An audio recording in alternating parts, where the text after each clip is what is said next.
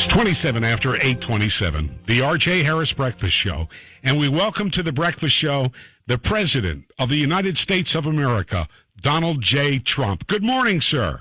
Well, thank you, R.J., very much, and thank you for being so nice. We really appreciate it. Listen, I was up all night trying to think of what the first words I would say to the President of the United States would be on my show, and I'm going to say the same thing I said to you when we met in Hershey, and I shook your hand for the second time, and I was a speaker at your rally. I tried to get them. I tried to get them fired up for you, sir, and they're pretty darn fired up. You should see the lines in Central PA. Well, that's what we're hoping for. We call it the Great Red Wave, and I don't think it's the other side. I think it's our side. You're saying the lines are very impressive. Lines are incredibly impressive. We're talking about hopefully like you've never seen before. I hope like you've never seen before. We have never seen lines like this before, and person after person, writing, texting, calling, are saying the same thing. And I will tell you this: they're out there for you. It's great. It's great. It's fantastic that you say that, RJ. You know, I just did a series of rallies, the likes of which nobody's seen. The crowd sizes, the enthusiasm, the love. People would get there 2 or 3 days in advance to be there. Nobody's ever seen it before. Tucker Carlson did something last night on that. It was incredible. He's looking at, the rallies, and he sees these massive crowds. And he did a whole big thing on it, and it was actually pretty amazing. But no, the love and the affection and the spirit of, and these are great people. These are incredible people. These people built our nation. These are workers. They don't want anything. They want to just be left alone and let us work and let us do good things. I mean, they're incredible people. No, it's an honor. It's such an honor. I'm so glad you told me that it should, it has the potential to break every record, and we're going to see, and I think we're going to do very good today. I think we're going to have a big day. That's interesting what you said, though, about the lines. I'm hearing we have lines. I hear we have lines everywhere. I hear the lines are everywhere. Well, we have pictures of them, so we'll send them down to you so that you can see them when we finish up. I'd love that. Yeah. I'd love that. That'd be great. By the way, we love Tucker, too, and last night our Ken Matthews, who fills in for Rush, our afternoon guy, was on. I'm sure you saw that segment, and so it's a pleasure. And thank you for all the love you gave me on Twitter after I was on Fox on Saturday. As I mentioned, your signs are everywhere, and you know what's neat about it is about a third of them are homemade. They're the things that people put an effort into hanging up, right. and I see none for Biden. No homemade, none of that. Well, the whole Biden thing is a very interesting situation, and I think it's a very tough situation, to be honest with you, for him and for the party. And look, there's no reason to say the election's now. We're done. We're not really campaigning, although I understand he's going out to campaign today, and he should have done that a long time ago. Right. But he's actually campaigning, and I guess I am too. I'm making some phone calls, very few. I wanted to make yours. No, you were so nice to me on that show that I watched you on the show, but I know you because we spoke last time, and I believe I'm somewhat superstitious, so it's always good. Let's do the same people when you won, right? It's always good. No doubt. You do a terrific job. You do a terrific job. Well, thank you. Central Pennsylvania is behind you in a big way. As you know, we have a T that runs up through the center of the state up into New York, and I hear from people in upstate New York who are for you, too. And I'm on the air with Holly, who wants to chime in. Oh, Mr. President, I'm so honored to speak to you. But I just want to say thank you on behalf of my friends in law enforcement who have literally been texting me all morning long from Lancaster County, Lebanon, Cumberland, and Dauphin County, who love you. And thank you for your support.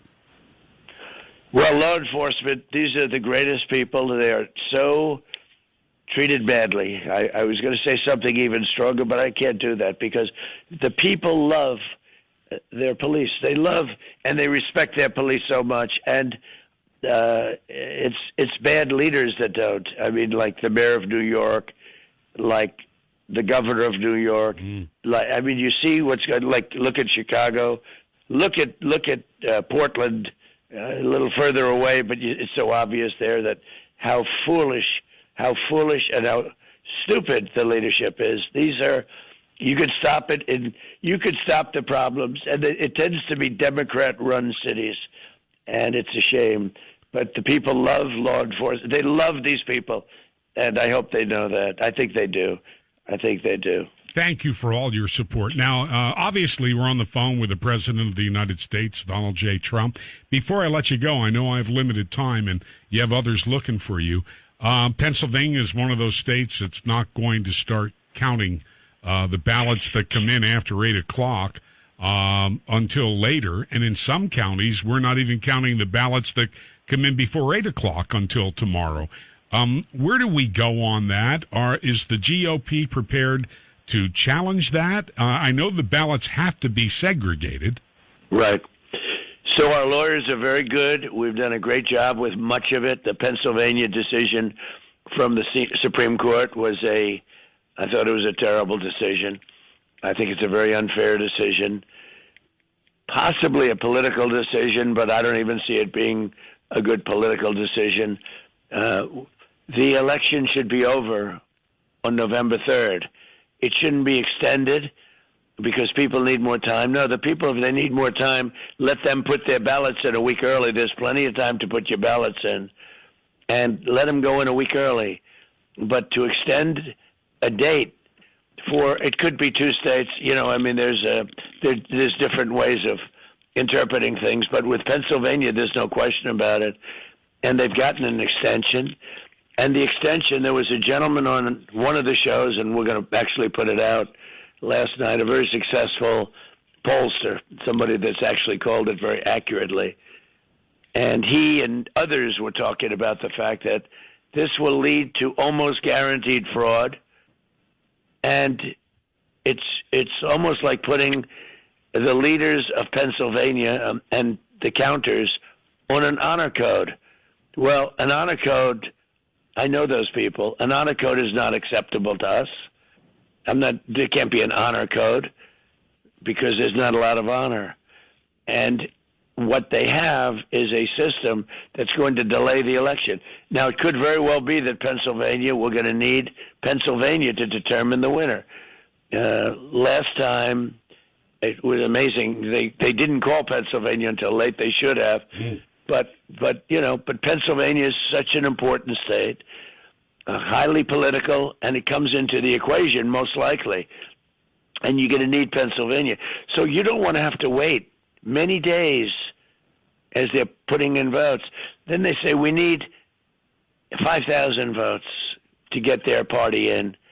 And they can take the 5,000 votes from this field of votes that they're accumulating, and they'll say, let's give them 5,000 yeses. Let's give them 5,000 of a certain vote. This is a disaster waiting to happen, and it's going to be, it will be fought. You talk about both sides. It can lead to bad things, very bad things, but it can also lead to a very bad decision, which in turn leads to bad things. And I hope that decision is going to be, through the wisdom of the court, corrected, because that is not a decision that was wise. That is not a wise decision, and you know exactly what I'm talking about. It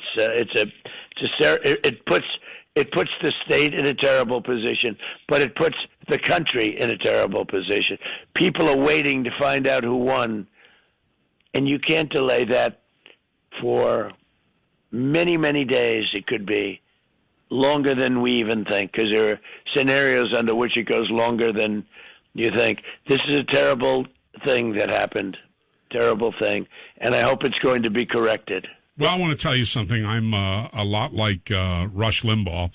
I do live in Realville. However, I'm also the eternal optimist, and with the enthusiasm that I see for you, Mr. President, including 35,000 in my hometown of Reading at the airport, it is my hope that you whoop them so badly tonight, there's no question about it, and tomorrow we will know that you've been reelected President of the United States. Well, that is the ultimate way to get out of that problem. you beat them so badly that it doesn't matter how many votes they're counting or not counting. By the way, in that case, or not counting. But that is one way that it happens. You understand that? And, there is that scenario. And based on what I'm hearing from even other parts of the country, but from what you told me, it's possible. The ultimate poll is not some guy that makes $1 million to go and talk to 213 people, which I've always felt was weak. The ultimate poll are these massive crowds that are showing up to rallies. Nobody's seen anything like it ever. There has never been anything like it. And you know what? People are saying, will that translate? And I think it might. They are from all walks of life, too. From people who dig ditches and drive for a living to my cardiologist who said that he was at your rally. So they're coming from all directions, Mr. President. Well, I hope you like the rally. I do hope you like the rally, but we have a tremendous time at those rallies. And then we get down to business because we have some very serious things like saving our country, Without a doubt. It would go, you cannot have a socialist country, and I say it, you just can't have that. It won't work. We're not going to use it as an experiment because you learn from history. We can look at other countries as the experiment. We don't have to destroy our country. And, they never come back from a socialist country. Never comes back. Once it's gone, it's not like, oh, gee, we'll change. You're not going to change. And it's something we can't allow to happen. Well, Mr. President, there are a lot of people downstream who are looking for you, so I'm going to let you go, even though we'd love to have you on all day. And thank you for what you did for Rush. He is a huge part of our programming and always has been. And we love Rush Limbaugh. We love you, by the way, just like the chant goes. So thanks for being here. Well, that's really nice. And Rush is special. And, he's going through a hard time with that problem. And I'll tell you what, he's so tough. He's so tough. Yeah. And he's a great gentleman. We gave him the Presidential Medal of Freedom, the highest award you can get. And I gave it to him in Congress. And it was very interesting to see one side was absolutely going wild, and the other side wasn't so excited about it. And that's the way life is. But Rush is he's a great one, and there's nobody like him. And you are too, and thank you very much. You've been so fantastic. My pleasure. Thank you very much. Thank you, and it's been great dealing with everybody that works on your behalf. So good. Congratulations in advance, and we'll see you on the other side. Very good. We'll do it again. Take care of yourself. Right. Thank you very much. Bye. Donald J. Trump, President of the United States of America.